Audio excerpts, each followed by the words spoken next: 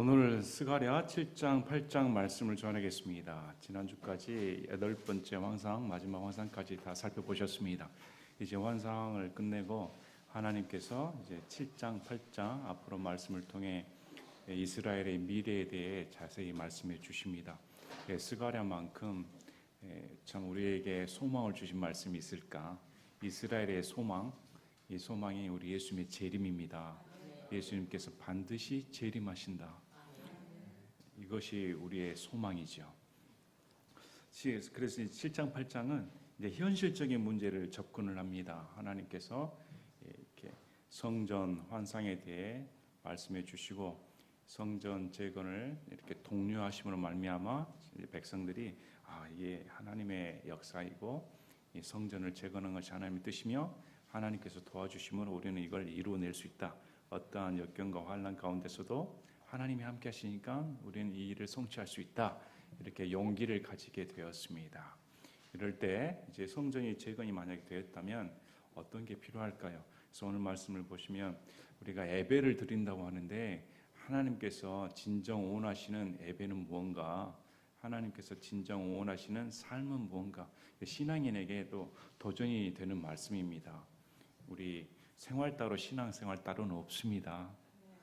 다시 항상 뭐 정치 얘기한다, 왜 교회에서 정치 얘기한다 이렇게 조금 껄끄러워하고 듣기 싫어하시는 분도 계실 건데 정치와 신앙은 분리되질 않습니다.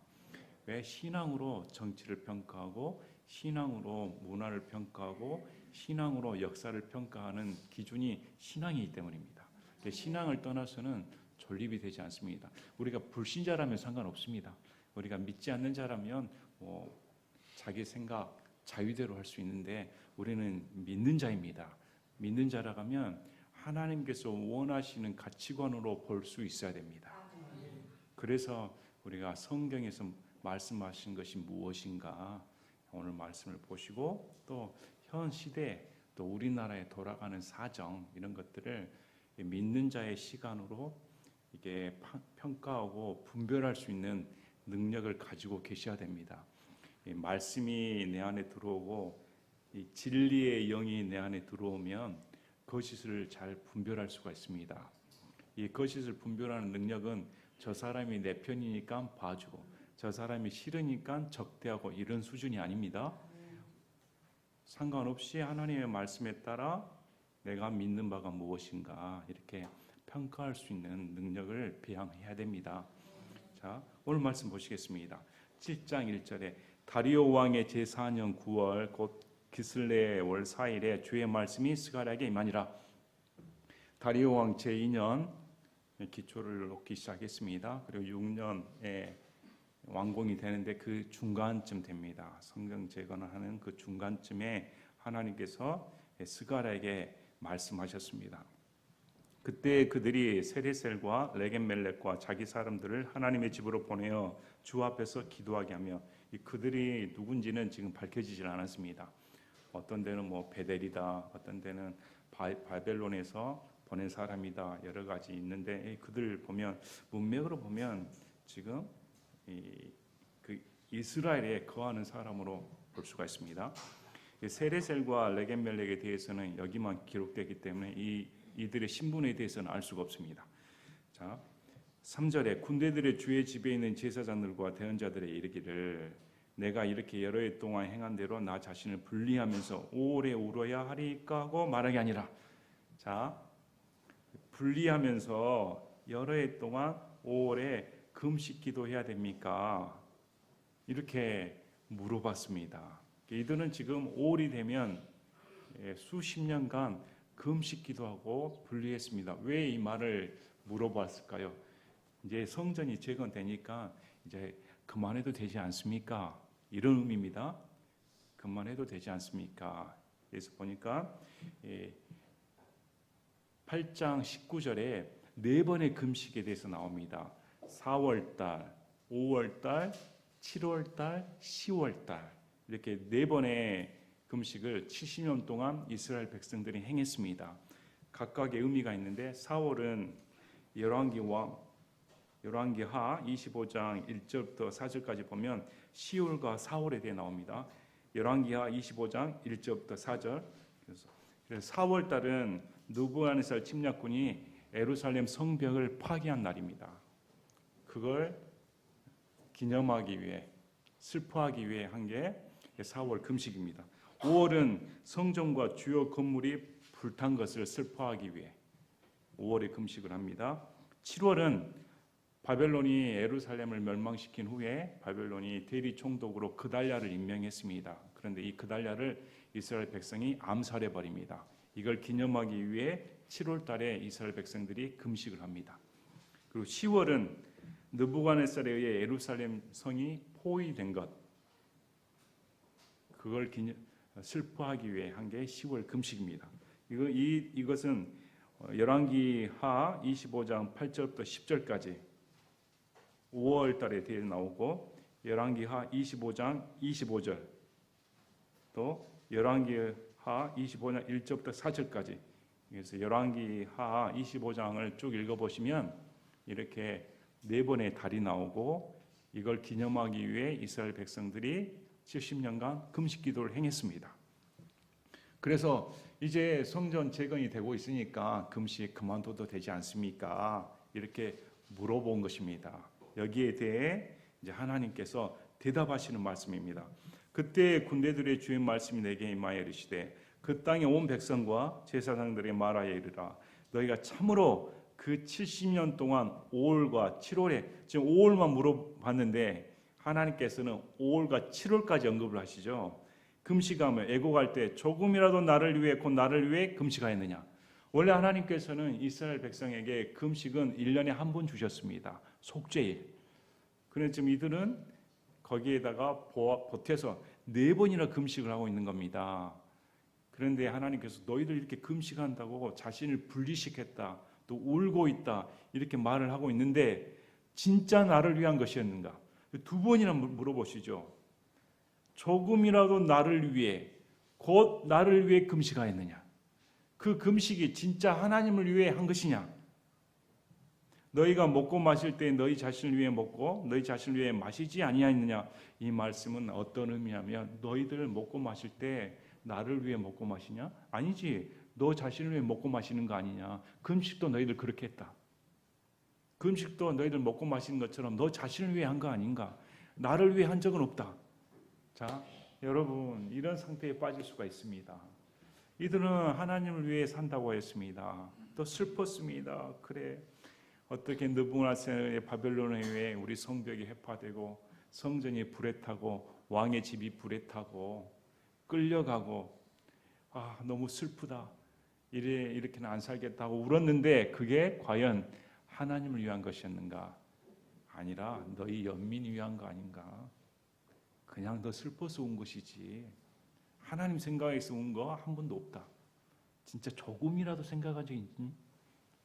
어느 날 우리에게 물어보시면 어떨까요? 너 지금 예배 드린다고 했는데 나를 위해 예배 드리고 있을까? 조금이라도 나를 위해 예배 드리고 있니? 조금이라도 나를 위해 찬양하고 있느니? 순전 네 기분 맞추는 거 아니냐? 순전 네 형편 탓하는 거 아닌가? 네 아프니까 네 몸 위에 네 자책감에 시달려서 온 거 아니니? 진짜 하나님을 생각하고 온 적이 있을까? 진짜 하나님을 위해 회개하고 하나님을 위해 뜻대로 살아야겠다, 이렇게 나온 거 있을까? 너희들 예배하는 태도가 뭔가? 이렇게 물어보시는 겁니다. 본인들은 말했죠. 우리는 분리했다. 나는 거룩하게 사는데, 나는 전민족과 달라. 이날만큼 나를 분리해서 나는 금식할 거야. 대단하지 않습니까? 여러분 1년에 금식 얼마입니까? 여러분 1년에 금식 기도한 적이 있으십니까? 적어도 여기는 4번 금식 기도합니다. 글쎄요, 저는 금식 기도한 지가 꽤 오래돼 버려서 1년에 하지도 않고 있습니다. 근데 이들은 금식 기도까지 하잖아요. 그것도 울면서. 여러분 울면서 기도하십니까? 눈물이 말라버린 지가 언제인지 모르겠습니다. 그런데 하나님께서 진짜 나를 위해 울었니? 이렇게 물어보신다면 얼마나 찔릴까? 우리는 그래도 예배 드린다고 했는데, 금식한다고 했는데, 찬양한다고 했는데, 멀리서 와서 그래도 아침 일찍 와서 했는데, 하나님 섬긴다고 했는데, 헌금하고 했는데, 진짜 나를 위한 거니? 여러분 자문해 보시길 바랍니다. 진짜 하나님을 위해 하시고 계십니까? 나는 내 사적인 욕심 없어. 나는 하나님을 위해 얻고자 한 건 없어. 오로지 주님만을 위해서, 하나님의 영광만을 위해서 내가 지금 예배드리고 있다. 내 육신의 안녕을 위해, 내 미래를 위해 내가 지금 여기 있는 게 아니다. 육적인 만족을 위해 내가 있는 게 아니라 하나님을 위해 나는 하고 있다. 과연 이렇게 마음을 먹을 수가 있을까? 하나님께서 물어보시지 않습니까?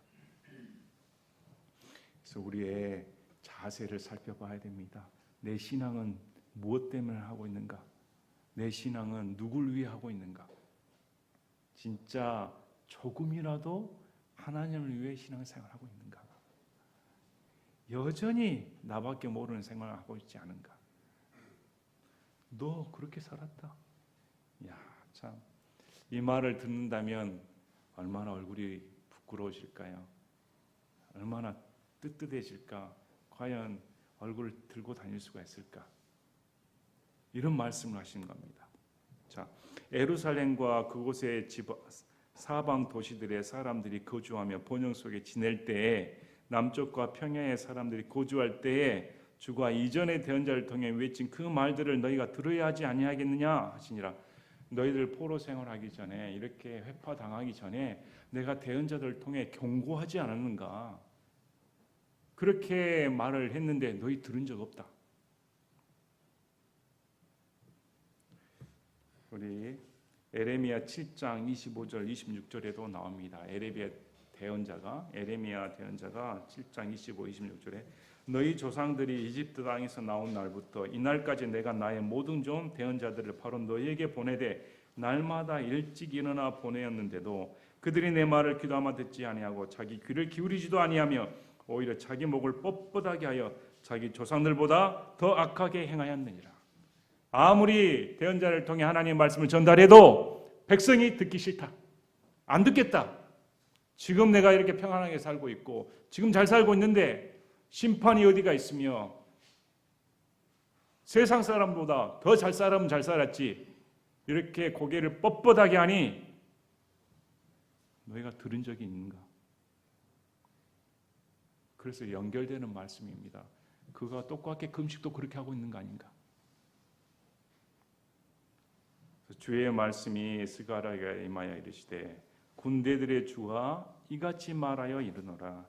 진실한 재판을 집행하며 저마다 자기 형제에게 긍휼과 동정심을 베풀고 과부와 아버지 없는 자와 타국인과 가난한 자를 압제하지 말며 너희 중 아무도 마음속에서 자기 형제를 대적하려고 악을 꾀하지 말라. 왜 이 말씀을 주십니까? 금식 기도보다, 예배를 드리는 형태보다 이걸 행한 적이 있는가? 이걸 행한 적이 있는가? 과연 너희 형제들에게 동정심을 갖고 자비를 베푼 적이 있는가? 과연 올바른 재판을 행한 적이 있는가? 하나님을 믿는다 하면서 신앙생활을 한다고 하는데 거짓말한 적이 있는가? 물어보십니다. 우리 미가서 6장 6절부터 8절까지도 하나님께서 원하시는 것에 대해 말씀하시지 않습니까? 미가서 6장 6절부터 8절까지 내가 무엇을 가지고 주 앞에 가며 높으신 하나님 앞에서 절을 할까? 내가 번제 헌물과 일련된 송아지를 가지고 그분 앞에 갈까? 주께서 수천의 순양이나 수만의 강물 같은 기름을 기뻐하실까? 내가 내 번법으로 인해 내 마다들을, 내 혼의 제로 인해 내 몸의 열매를 드릴까? 내가 가장 소중히 여기는 것을 하나님께 드리면 기뻐하실까? 내 전 재산을 드린다 하면 하나님이 기뻐하실까? 그렇게 하고 싶다는 겁니다. 그렇게 하고 싶은데 어떻게 말씀합니까? 오 사람아, 그분께서 무엇이 선한 것인지 내게 보이셨나니 주께서 내게 요구하신 것은 네 전 재산 원하는 거 아니다. 네 헌금 원하는 거 아니다. 네 물질 내가 바라보고 한 거 아니다. 뭘 원합니까? 오직 의롭게 행하며 긍휼을 사랑하고 겸손하게 내 하나님과 함께 걷는 것이 아니냐. 하나님 믿는다 하면 옳게 행해야 됩니다. 나는 너가 똑바로 살기를 원한다. 나는 너가 주위 사람들을 긍휼히 여기는 그 긍휼한 마음을 사랑하기를 원한다. 또 세상 사람과 함께 타협하며 걷는 것이 아니라 구별되어 하나님께서 원하시는, 하나님과 함께 걷는 삶을 원한다.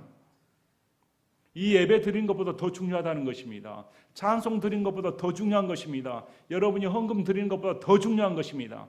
근데 많은 사람들은 예배 드리면 괜찮다. 금식 기도하면 괜찮다. 헌금하면 괜찮다. 이 정도 헌신했으면 괜찮다. 나가서 생활은 제멋대로 하면서 여기 와서는 완전히 그냥 와, 어떻게 그렇게 이중적인 생활을 할 수 있는지 싹 바뀌지 않습니까? 교회에서 보면 1등 성도인데 밖에서 보면 이런 것은 하나님께서 받아주지도 않는다. 난 그런 거 원한 적이 없다. 그래서 예수님 믿는 사람은 변해야 됩니다. 신앙 따로 생활 따로는 없습니다. 하나님을 알게 되면 하나님의 법을 나오게 되면 의롭게 행해야 됩니다. 죄를 멀리해야 되는 것이 정상입니다. 내가 죄로부터 구원받았는데 어떻게 죄를 더 가까이 할 수가 있단 말입니까? 또 내가 죄로부터 구원받은 자라가면 하나님 나를 얼마나 불쌍히 여기셨습니까? 나를 얼마나 불쌍히 여겨주셨으면 예수님이 나를 위해 죽으셨습니다. 그런데 불신자를 보고 동정하는 마음이 없다는 것은 안 믿는 사람입니다. 안 믿는 사람이 지옥 가는데 거기에 대한 불쌍한 마음이 하나도 없다는 사람은 안 믿는 사람하고 똑같습니다. 어떻게 긍휼이 안 생길 수가 있습니까? 또 세상과 분리되어야 됩니다. 왜? 세상과 분리시키기 위해 하나님께서 나를 구원시켰습니까? 그런데 어떻게 구원받은 사람이 세상과 똑같게 살 수가 있습니까? 이것은 원하지 않는다. 그래서 하나님께 원하시는 것은 오늘처럼 형제에게 긍휼과 동정심 베풀어라. 우리 구약의 말씀을 보면 하나님께서 계속 반복적으로 주신 말씀이 있습니다.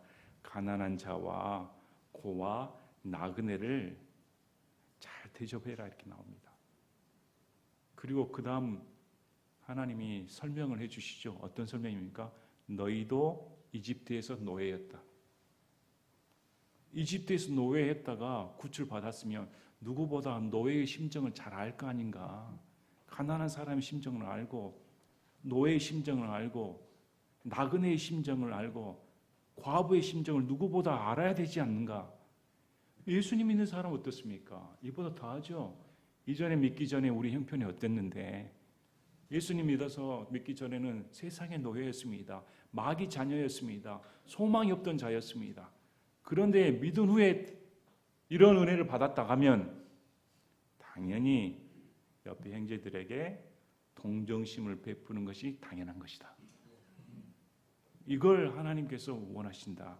그래서 교회에서 헌금 자랑 이런 거 차라리 이름 없이 빚도 없이 형제들을 이렇게 섬기고 가난한 자를 도와주고 거짓말하지 않고 진실되게 행하는 자, 이런 자를 하나님께서 원하십니다. 하나님께서 원하신 것이 무엇인가 바로 알으셔야 됩니다. 예수님 믿으니까 걱정거리가 더 늡니다. 예수님 믿기 전에는 세상의 중심이 나니까 나만 생각하면 됩니다. 근데 예수님 믿고 나면 걱정거리가 한두 개가 생기는 게 아닙니다. 세상 걱정해 줘야 됩니다. 멸망당하는 세상을 볼 때 마음이 아파옵니다. 또 멸망당하는 가족, 내 형제들이 예수님 안 믿고 지옥 가는 걸 본다면 마음이 아파옵니다. 그냥 믿기 전에는 고민할 필요가 없었는데 믿은 후에 고민이 생깁니다. 또 나라 걱정을 하게 됩니다. 이 나라가 어떻게 될까? 여러분 나라 걱정 안 합니까? 이 나라 걱정이 됩니다. 또 거기에 또 다른 감정이 생기죠.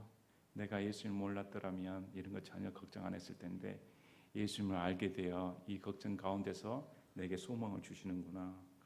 진짜 나도 저들과 똑같게 멸망당하고 똑같게 취급받아야 할 죄인인데 어떻게 그 가운데 내가 구출을 받아 하나님에 대한 소망을 갖게 되다니. 그래서 양가 감정이 생깁니다. 걱정이 생기고 감사가 생기고 슬픔이 생기고 기쁨이 생기고 울음이 생기고 웃음이 생기고 양가 감정을 갖고 삽니다. 요즘 나라를 보니 정말 요즘 걱정이 많습니다. 참 걱정이 많습니다. 우리 하나님께서는 성경을 통해 우리에게 주시는 것이 개인의 자유입니다. 개인의 자유. 이게 정말 중요합니다. 성경적인 가치관입니다. 예수님께서 한 사람 한 사람 만나러 갑니다. 단체로 만나는 게 아닙니다. 아브라함을 1대1로 부르십니다. 노아를 1대1로 부르십니다. 모세를 1대1로 부르십니다. 사마리아 여자를 1대1로 부르십니다. 병든 자를 1대1로 부르십니다. 인격적인 1대1의 관계를 맺습니다. 그리고 하나님이신 예수님이 우리에게 놀라운 말씀을 주십니다. 한 혼이 온 우주보다 더 귀하다. 한 사람의 혼이, 여러분의 혼의 가치가 물질로 추구하는 이 물질 세계에 있어서 온 우주보다 더 귀한 존재가 우리다. 한 사람이다. 이렇게 가치를 매겨줍니다. 이게 자유민주주의입니다. 자유민주주의는 대중을 옹호하는 주의가 아닙니다. 자유민주주의는 개인의 자유를 지켜주기 위한 존재입니다. 다수의 의견으로부터 개인의 의견을 지켜주기 위해 존재하는 제도가 자유민주주의입니다. 여기에 반대되는 게 사회주의입니다. 사회주의는 다수의 이익을 위해 개인의 자유를 희생시키는 것입니다. 아예 반대되는 개념입니다. 그래서 예수님 믿는 사람은 사회주의자가 될 수가 없습니다. 개인 자유주의는 보수주의로서 기독교에서 출발합니다. 기독교의 자유 가치관을 출발한 게 보수주의입니다. 그러나 사회주의는 유물론에서 출발했습니다. 왜? 개인의 자유는 중요하지 않으니까. 아예 가치관이 틀립니다. 그런데 요즘 나라가 돌아가는 걸 보니 억장이 무너집니다. 이런 의료 사태를 보고 이 의료 사태는 우리 한국의 절망적인 상황을 그대로 보여줍니다. 공공의 이익을 위해 개인의 직업의 자유를 제한할 수 있다. 이렇게 발표하는 걸 보고 내가 지금 잘못 들었나? 지금 내가 여기 공산주의인가? 어떻게 저런 말을 할 수가 있나? 여러분, 이건 자유민주주의에서는 나올 수 없는 말입니다. 너무도 깜짝 놀랐습니다. 또 국민들은 어떻습니까? 국민들은 죽창만 안 들었지 이전 정권처럼 아주 폭력으로 그냥 한 집단을 악마 집단으로 몰아버립니다. 거기에 대해 조금이나마 생각을 하고 왜 이런 일이 벌어진가 전문적인 지식을 갖고 접근하는 게 아니라 그냥 선동돼 가지고 이런 우리 한국의 현실을 볼 때 이 한국은 망했구나. 의료 이 사건이 전부가 아니라 우리 한국 기류 전반이 다 망했구나. 정치는 정치대로 썩었고 한국 백성들의 민도 수준은 너무 낮아 선동되는 이건 아예 맛이 갔습니다. 누구 하나 올바른 소리를 못 합니다. 우파라고 자칭하는 사람들이 여기에는 말을 해야 될 거 아닙니까? 참 너무 씁쓸합니다. 그래서 좌파 탈출은 지능순이라고 했는데 제가 생각에는 한국 탈출은 지능순입니다. 참 너무 안타까운 일이 벌어지고 있습니다. 그러니 예수님 믿는 것 때문에 저도 잠을 설칩니다. 너무 속이 아프고 우리나라 앞날이 너무 걱정이 돼서 내가 이런 고민을 안 해도 됐는데 괜히 성경 말씀 보고 성경을 읽다 보니까 세상을 보는 눈이 달라지지 않습니까? 이 고뇌가 들어올 수밖에 없습니다. 아파지죠. 빨리 나라가 좀 회복이 됐으면 우리 국민들 수준도 더 이상 선동되지 아니하고 올바른 가치관을 판단할 수 있는 그런 지성적인 면이 좀 깨어났으면 더 이상 정치가들이 국민의 여론에 힘입어 마음껏 휘둘리지 못하는 그런 정부가 나왔으면 이런 생각들을 많이 하게 됩니다. 아마 이 말씀을 듣는 중에 몇 분이 동감할지 모르겠습니다. 그런데 예수님 믿는 사람이라면 진리 편에 서야 됩니다. 그리고 이를 통해 하나님 앞에 마음을 딱 다져갖고 나라가 이 지경이 됐습니다. 하나님 올바른 지도자를 주셔서 진짜 하나님께서 이 나라를 살려주셨으면 좋겠습니다. 또 아이로 저는 감사한 점이 있었습니다. 이번 일들을 보면서 이렇게 선동당하는 민족이 어떻게 일제시대 거치고 나서 해방되어 공산주의가 안 될 수 있었을까? 이런 수준의 이 백성들이 이렇게 선동당하기 쉬운 수준이, 그때 지식인들의 80% 가까운 사람이 다 사회주의로 옹호했는데 어떻게 이승만에 의해 자유민주주의 국가가 탄생할 수가 있을까? 야, 이건 기적입니다. 기적. 그냥 우리 하나님께서 우리에게 선물 주신 겁니다. 오히려 더 놀랍다 하는 생각이 듭니다. 제가 목사니까 여러분에게 좀 세상을 볼 수 있는 눈을 갖게 하시고 이런 관점을 배우셔야 됩니다. 배우시고 바로 판단할 수 있는 능력을 가지고 계셔야 됩니다. 그래서 보시길 바랍니다. 예수님 믿는 것 때문에 재판을 공정하게 해줘야 됩니다. 긍휼히 여겨야 됩니다. 또 아무도 마음속에서 자기 형제를 대적하려고 악을 꾀해서는 안 됩니다. 악한 마음 꾀해서는 안 됩니다. 여러분도 신앙생활하면서 교회에 나가버린 사람들 중에 많은 이유 중에 하나가 아닙니까? 강한 배신감, 또 성도들에 대한 실망감, 목사에 대한 실망감, 성도들에 대한 불신감, 이것 때문에 교회는 이제 절대 안 가, 얼씬거리지도 않아, 교회 다니는 사람들이 더하더라, 이렇게 상처받은 사람들이 굉장히 많습니다. 그러면 하나님이 어떻게 합니까? 어떻게 그 사람을 구원시킬 수가 있습니까? 믿는 자가 본을 보이고 해야 역시 믿는 자는 다르구나 하고 교회로 오는 것이지, 여기 있는 사람들이 더 나쁜 짓을 해버리면 어떻게 안 믿는 사람들이 믿겠습니까? 달라도 뭔가 달라야 되지 않습니까? 그래서 하나님께서 원하시는 것이 무엇인가? 우리가 똑바로 살아야 된다. 하나님 앞에 진실되이 살아야 된다. 자, 11절에 그러나 그들이 귀 기울이기를 거절하여 어깨를 뺏고 듣지 아니하려고 자기 귀를 막았으며 참으로 그들이 자기 마음을 금강석같이 만들어 율법과 또 군대들의 주가 이전의 대언자들을 통해 자신의 영으로 보낸 말들을 듣지 아니하려 하였으므로 큰 진노가 군대들의 주로부터 나왔느니라. 너희들이 듣기 싫어했다.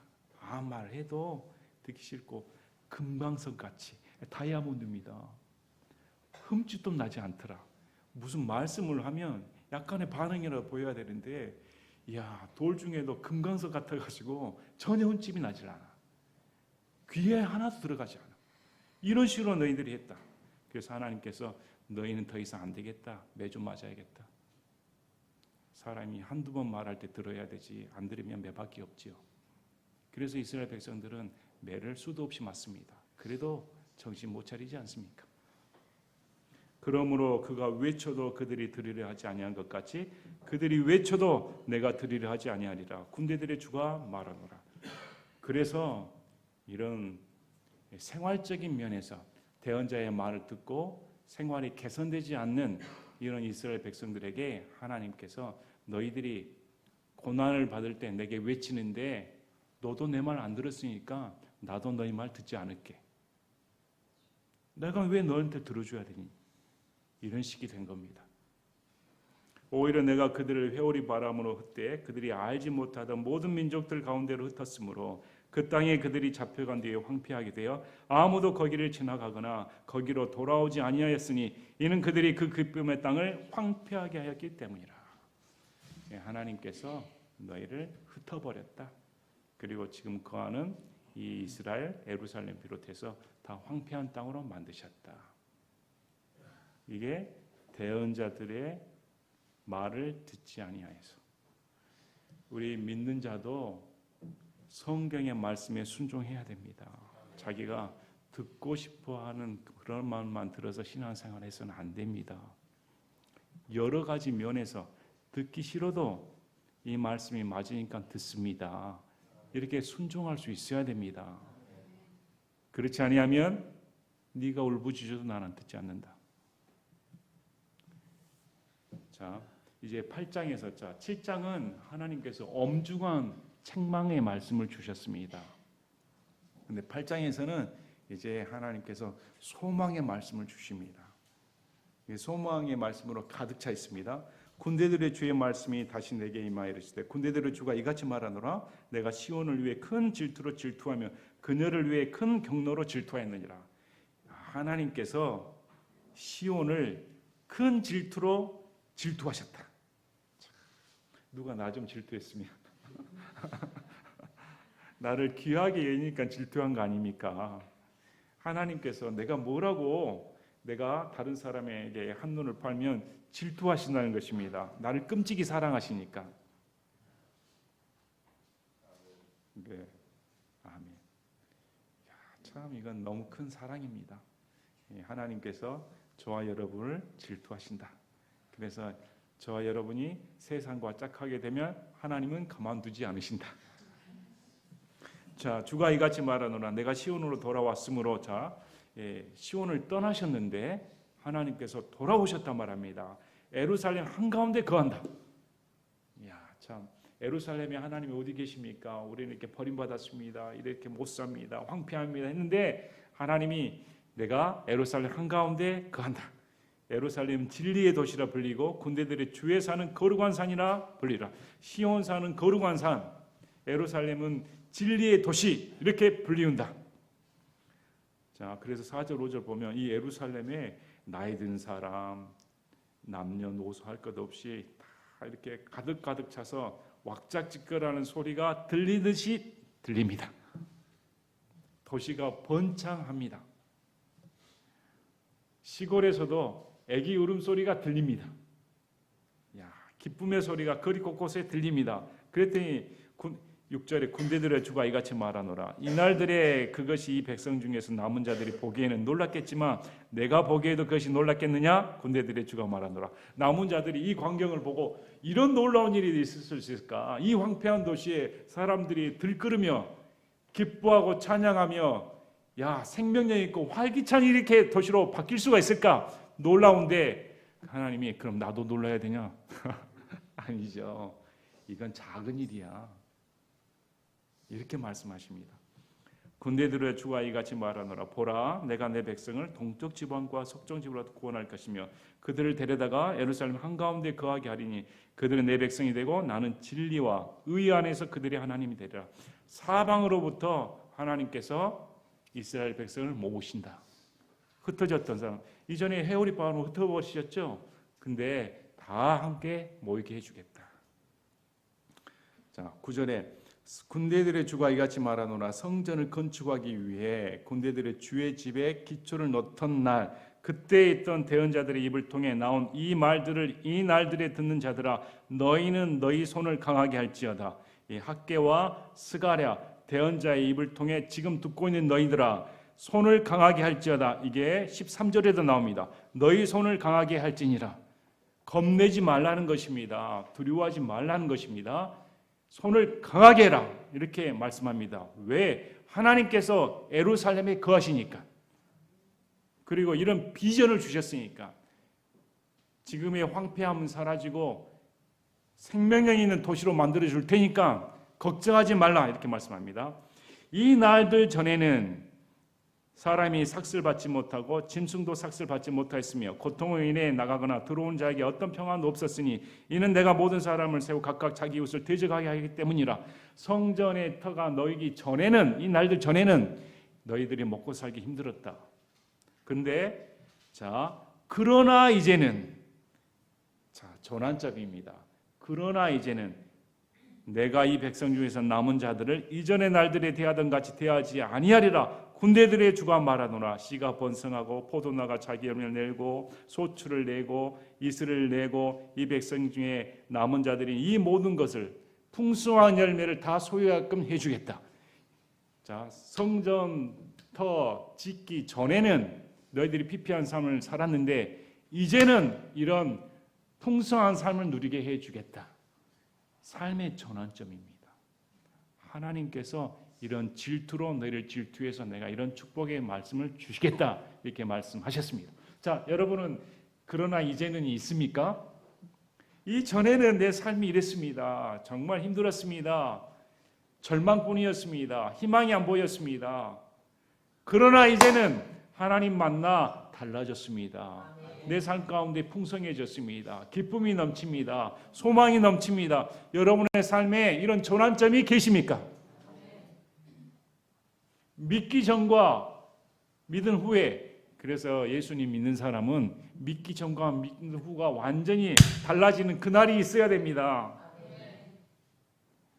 여러분이 이렇게 고백하셨으면 좋겠습니다. 그러나 이제는, 오늘 집에 가시면서 한번 그러나 이제는, 아마 어제까지 아니면 오늘 예배 드리기 전까지는 마음이 우울했습니다. 진짜 내 머리를 쥐어뜯고 싶습니다. 나나 인생이 왜 이렇게 비참할까? 왜 이렇게 일이 잘 안 풀릴까? 왜 내게 이런 질병이 찾아왔을까? 지긋지긋해. 왜 내 삶이 이렇게 피폐할까? 그러나 오늘 예배를 통해 하나님께서 나를 위해 질투해 주시고 내게 이렇게 은혜를 베풀어 주시고 예수님에 대한 소망을 주시고 예수님 때문에 내가 천국 갈 수 있으며 예수님 때문에 상속 유업자가 되어 예수님과 영원히 산다는 소망이 다시금 새로워서 가득 참으로, 그러나 이제는 내 삶이 더 평화롭다. 기쁨이 넘친다. 감사합니다. 이렇게 달라지시길 바랍니다.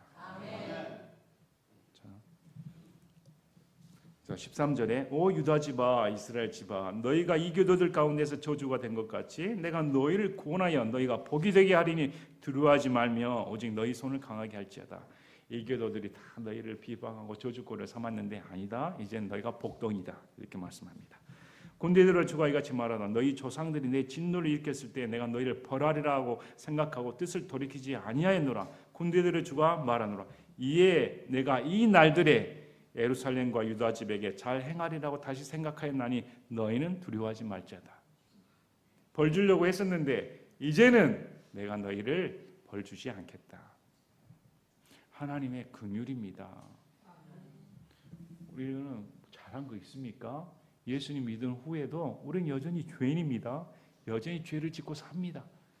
그런데 우리가 하나님의 진노로부터 피할 수 있는 이유가 뭡니까? 믿음 때문에. 예수님 믿어서 예수님의 피로 말미암아 내 죄들이 깨끗함을 받고 용서함을 받아 예수님으로부터 자유함을 누리는 그런 구속의 은혜를 받았으니까 하나님으로부터 진노로 대상이 되지 않습니다. 이것이 큰 은혜입니다.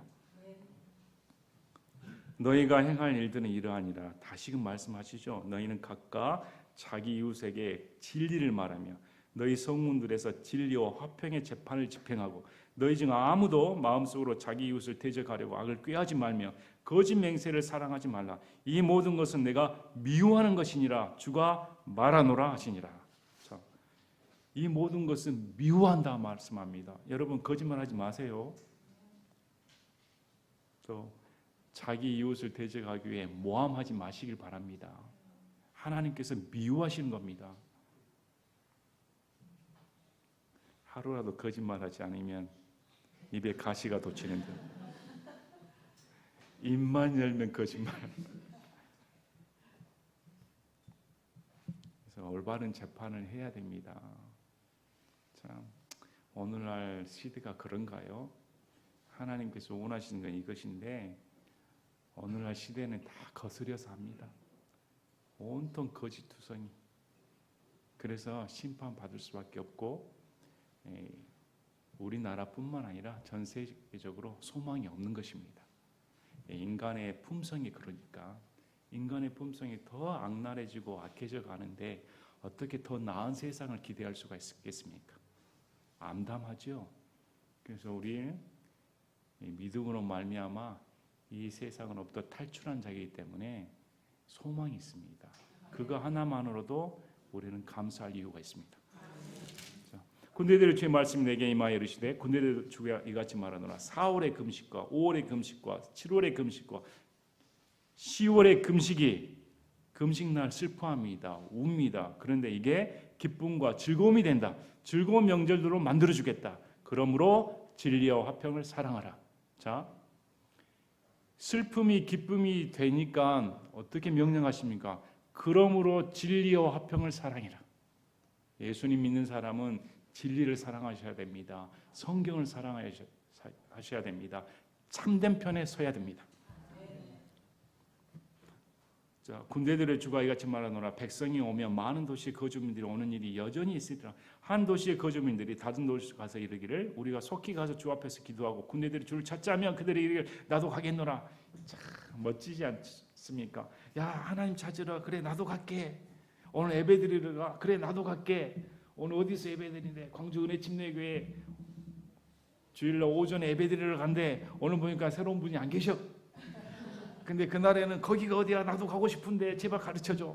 이런 날이 온다. 그러면 놀랍지 않겠습니까?